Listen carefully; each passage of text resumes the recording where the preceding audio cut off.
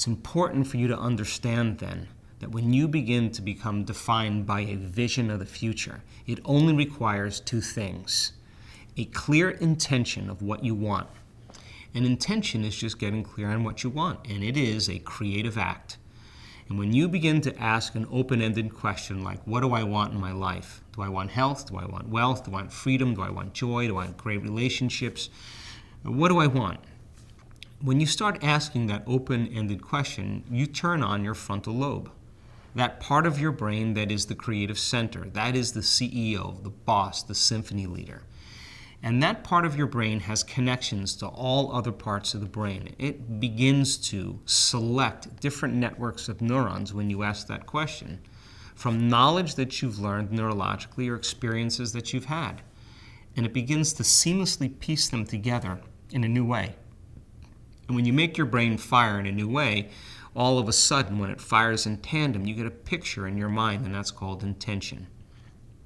Now, to the passionate person who comes out of their resting state and they can hold that image in their mind, the thought in their mind literally becomes the experience.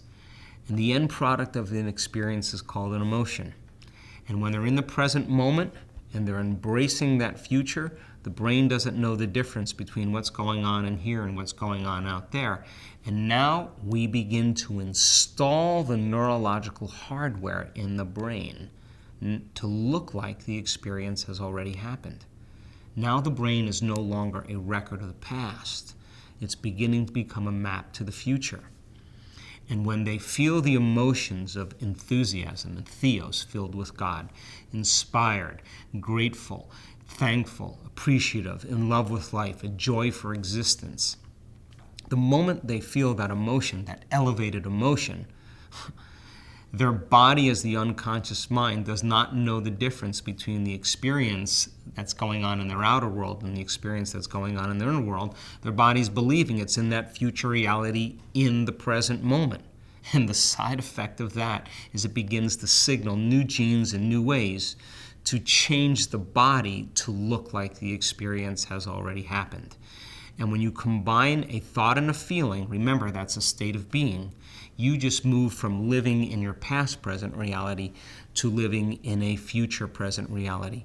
And when you're feeling that emotion, you're giving your body a taste of the future. The takeaway is that you already know how to do this. That everybody that's watching this online course has already done something great in their life. Because you've done something great and you have all the machinery, you did that exact process. You started to think about the what-if questions, and then you started to think about the choices you had to make. You began to review the things you had to do. You had to begin to set goals which would become the experiences of your future.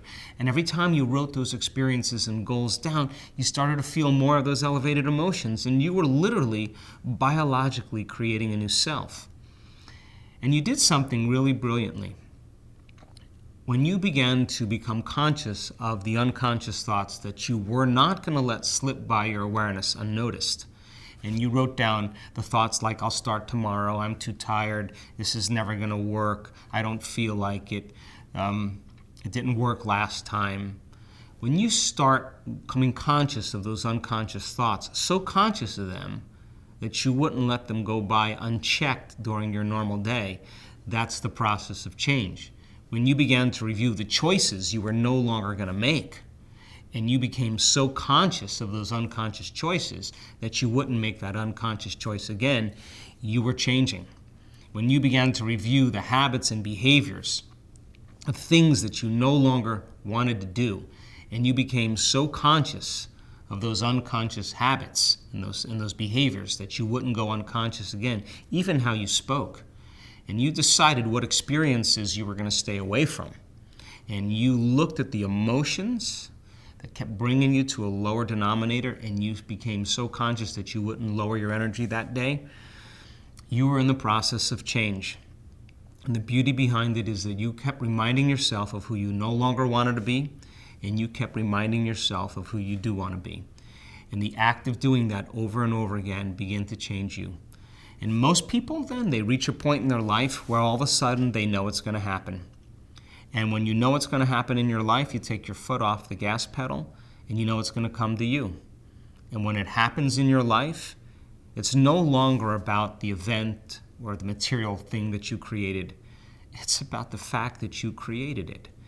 And when you realize that you created it, you feel more in love with yourself. You feel more happy. You feel more whole. You're more caring. You're more kind. You're more giving. You're more present with everybody else, because that experience then changed you.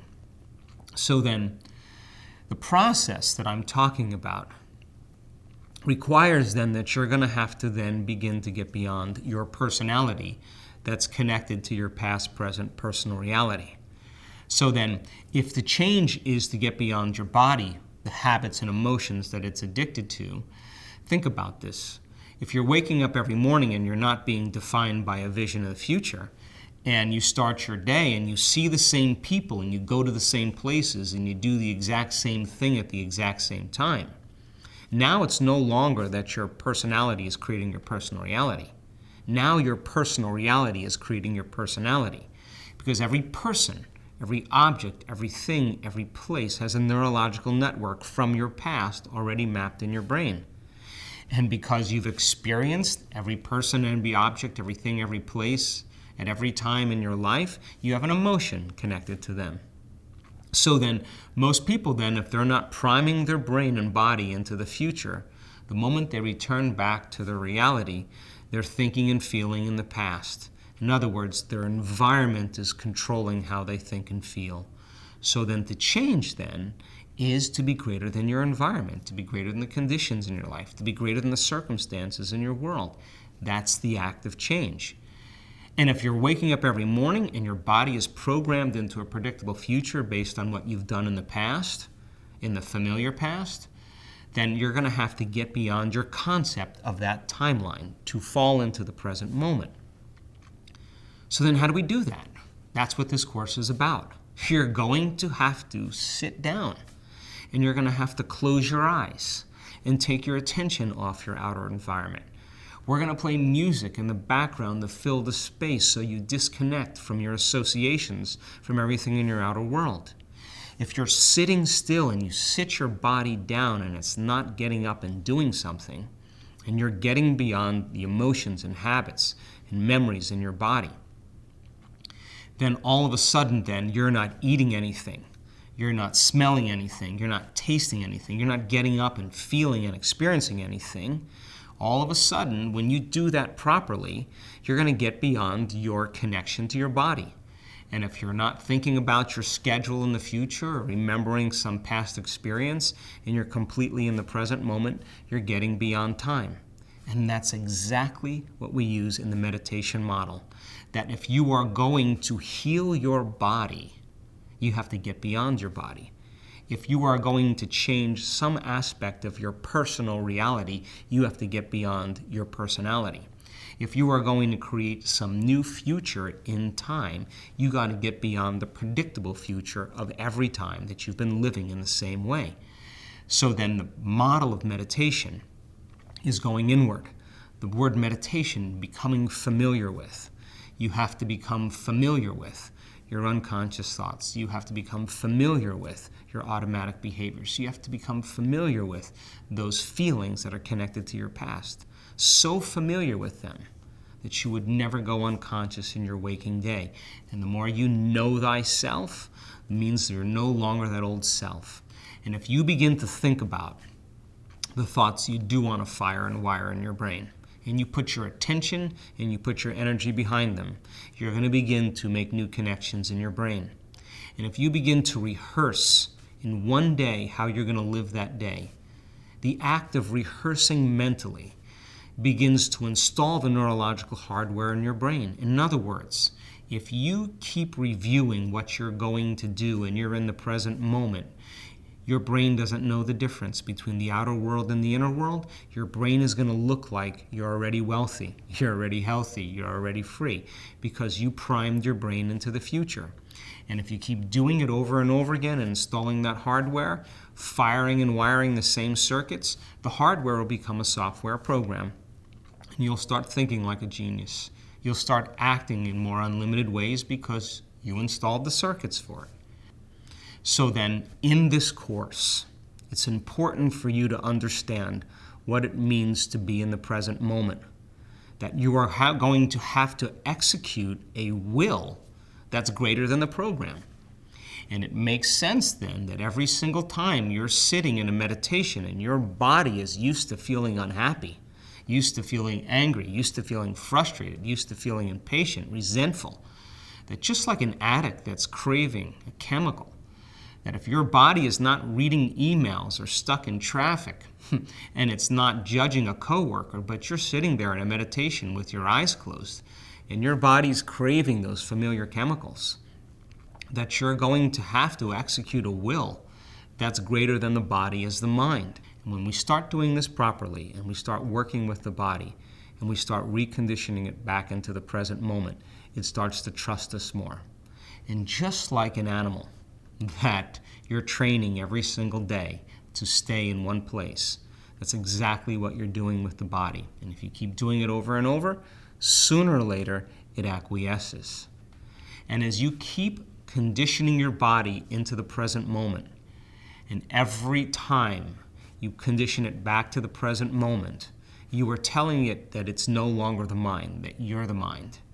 Every time you do that, there's a liberation of energy, and you begin to free yourself from the chains of the past. And the side effect of that is you're going to go from particle to wave, from matter to energy. And as you begin to liberate energy, that becomes available energy for you to design a new destiny, to heal your body, to create a mystical experience. And the liberation of energy then causes you to begin to connect to that unified field. It's important for you to understand that all potentials in the quantum field exist in the generous present moment. And you're going to have to work and labor for that present moment. And I want to teach you to understand the difference between when you're there and when you're not. And we're going to give you a roadmap of all the different exits to stay away from in the brain and in the body. And if you follow the instructions and you pay attention to what we tell you, you'll begin to carve a path neurologically between your conscious mind and your subconscious mind. And you'll learn how to begin to change your brain waves and begin to access that quantum field.